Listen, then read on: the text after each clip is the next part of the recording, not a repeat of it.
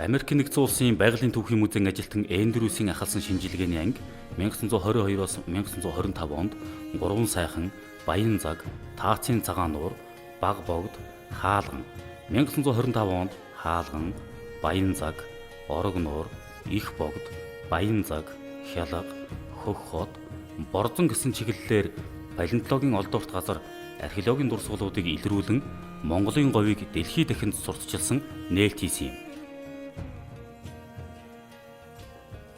1920-од оны дунд үед Богд найрамдах Монгол ард улсын судар бичгийн хүрээлэнд өргөдөн ажиллаж байсан зөвлөлтийн газар зүйч Семаков одоогийн Хам богд сумын нутаг 3 зэрдийн агуун хатмал ширлэг олж Улаанбаатар хотод авчирсан нь энэ төрлийн дурсгалын анхлан хөндөж судалсан ажил байсан хэмээн судлаачид үздэг байна.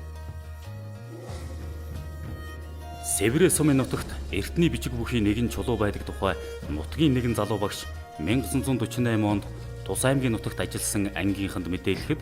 тус шинжилгээний ангийн ахлагч Ефремов бичээсийг үзэж хожим 1962 онд шинжлэх ухаанд мэдээлжээ.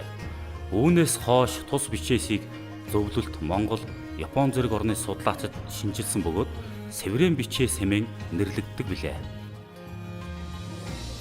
Монгол зөвлөлтийн эртний судлал угсаатны зүүн хамтарсан шинжилгээний ангийн бүрэлдэхүүнд Окладниковын удирдсан анги манай орны зүүн болон өмнөд хэсгийн аймагуудад шинжилгээний ажил хийж өмнө мэдэгдээгүй шин чулуун зэвсгийн үеийн хэд хэдэн дурсгалыг нээснээс гадна өмнө нь Эндрюсийн экспедицийнээс Өмнөгов аймгийн нутаг Шавар ус буюу Баян цагийн чулуун зэвсгийн дурсгалт газрыг 1949 онд дахин наривчлан судалсан байдаг юм. 1957 онд археологч Перле Өмнөгов аймгийн Бухад, Долоон, Цогт цэций, Аргаланд, Номгон, Хан хонгор, Мандал овоо зэрэг 7 сумын нутагт хайгуул судалгааны ажил хийж гүйцэтгэсэн байна. Энэ ажлын үр дүнд Өмнөгов аймгийн Аргалан сумын нутаг дах Годил балгас, Дугшихын балгас, Номгон сумын нутагт буй Шар толгойн хэрэм, Баян булгийн тойр зэрэг дурсгалыг үзэж тэмдэглэхийн зэрэгцээ эртний хот суурины үлдэгдлийг судлан ерөнхий дэвсгэр зургийг үйлдсэн байна. Археологч Сэр Оджавын удирдсан анги Өмнөгов аймгийн Оцон маанд зэрэг газраас палеолитийн үеийн хэд хэдэн бууцыг илрүүлэн 3 сайхны нурууны хойд болон өмнөд талаас олон арван чулуун зэвсэг дүүсэн байна. Тус анги Оцон маантын бууцыг 1960, 62, 67 онуудад судалсан бөгөөд чулуун зэвсгүүд нь дунд палеолитийн үед холбогдох ба Европ, Өвөр Аз, Африк мөн үеийн олон шинжээрээ адил байсан нь эрдэм шинжилгээний чухал ач холбогдолтой хэмээн өгнжээ.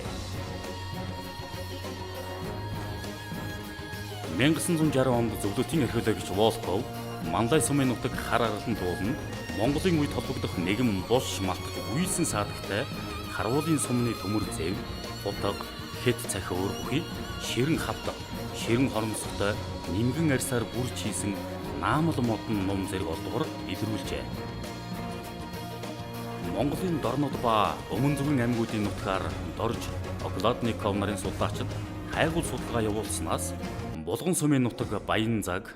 зүүн баруун хайрхан уул орчимд мезолитийн үеийн бууц шинээр илрүүлэн Баян далай 3 тэс сумдын нутгаас олон сонирхолтой чулуун зэвсэг төвөрлсөн байна. 1970-ад онд археологч Навааны удирдлагаар говийн бүсийн судалгааны анги Өмнөгов аймгийн ихэнх сумдаар ажиллажээ. Тухайлбал Мандалай сумын говийн төхөмд малтлаг хийж хүрэл төмөр боловсруулж байсныг илрүүлсэн бол Номгон сумын нутаг дах Баян булгийн туйрт сорилт малтлаг хийж төмөр шилбэт хүрэл зэв, төмөр зэрэг эд үлгийн зүйлс олжээ. Түүнчлэн Баян овоо сумын нутаг дах хан хадны булшийг малтан судлаж Номгон сумын алтан үнэгтээс 54 ширхэг үү шуу зоос олсон мэдээ бий. Монгол зөвлөлтийн түүх соёлын хамтарсан судалгааны баг Деревянко Дорж нарын удирдсан чулуун зэвсэг судлалын анги 1985 онд Монголын өмнөд хэсгээр хуучин болон шин чулуун зэвсгийн суурин малтан судалж өргөн цар хүрээтэй хайгуул хийснээс Өмнөгов аймгийн Булган 3 тэс сумдын нутгаас чулуун зэвсгийн баялаг цуглуулга бий болгосон байна. 1980-ад онд хүртэл төмөр зэвсгийн дурсгал судлах анги Өмнөгов аймгийн Ноён сумын нутаг Ихэр гашууны хадны зургийг илрүүлэн олсон байна. Хадны зурагт дүрслэгдсэн тэмээний зургийг Наваан тусгай өгүүлэл болгон нийтлүүлж чулуун зэвсгийн үед хамаарна гэсэн санал дэвшүүлсэн байдаг.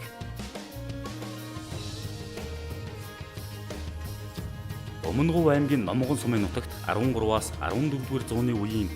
нэгэн хадны бичээс дээр хааны нэртэй холбогдох бичээс байдаг гэсэн мэдээллийг шалгах ажлаар археологч Санж Матав 1987 онд ажиллажээ. Тэрбээр бичээс байдаг гэх худгийн бичээс нэртэй газрыг сурвалжлан хайж, улсын хил орчмоос бичигт хад, бичигтийн ус зэрэг газар, хүний толгой, нүүр дүрсэлсэн сонирхолтой хадны зураг болон босго бэлтгэхийн худаг орчин эртний булш байгааг тэмдэглэсэн байна. 1990 онд Шинжлэх ухааны академийн түүхийн хүрээлэнгээс зохион явуулсан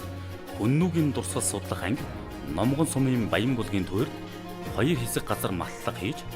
төмөр сурвалжтай 3 талт болон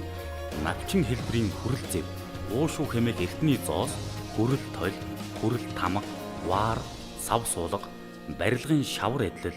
зэвэрч мууцсан төмөр эдлэл зэргийг илрүүлсэн бөгөөд тус туйрыг хүннүүд дагаар орсон Жао Син жанжин зориулан барьсан хот хэмээн үзсэн байдаг.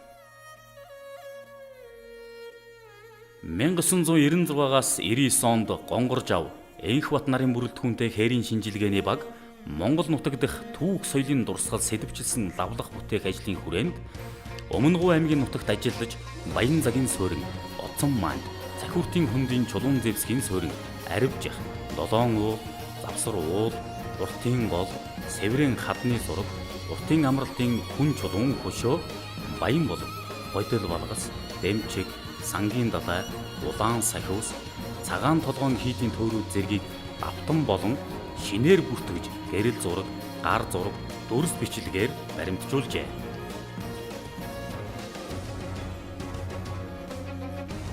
Өмнөгов аймгийн Ноён сумын нутагт орших Цагаан ханангийн агууд байсан эртний оршуулгыг 1999 онд сүйтгэсэн мэдээллийн мөрөөр археологч Эрдэнэбат амар төвшин нар 2000 онд газар дээр нь очиж судалжээ. Уг булчны зохион байгуулалт оршуулгын зан үйл болон хувцас хунарын үлдэгдлийг судалж 14-р зууны дунд үеийн Монгол язгууртныг болохыг нь тогтоосон байна.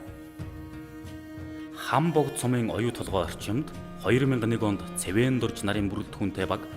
бэсрэг хайгуулын ажлыг гүйцэтгснээр тухайн бус нутгийн авран хамгаалах судалгааны ажил эхэлсэн байна. Энэхүү хайгуулын явцад хүрэл зэвсгийн үед хамаарагдах дэс олборлож байсан ухамл болон бутлуур чулуу, чулуун зэвсгийн зүйлс зэргийг илрүүлсэн билээ.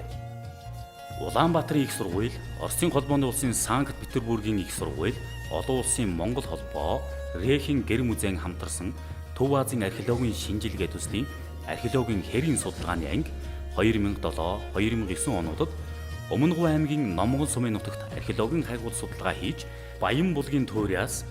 түүбэр олдвор руу түүж цуглуулан мөн сумын нутгийн урд хэсгээр орших ганц модны хэрэм, хөрмөн сум, цагаан овоо, Чингисийн 70 зэрэг дурсгалуудыг үзэж байршлыг тодорхойлсон байна. 2002 оноос хойш Өмнөгов аймагт Монгол улсын соёлын өвийг хамгаалах хуулийг хэрэгжүүлэх хүрээнд Шинжлэх ухааны академийн археологийн хүрээлэн, Монгол улсын их сургууль, Улаанбаатар их сургууль, соёлын өвийн үндэсний төв зэрэг судалгааны байгууллагын судлаачид 15 сумын нутагт үйл ажиллагаа явуулж буй 100 гаруй аж ахуйн нэгжийн зөвшөөрөлтэй талбайд 130 орчим удаагийн хайгуул судалгаа хийж 3000 орчим дурсгалыг илрүүлж бүртгэн баримтжуулсан байна.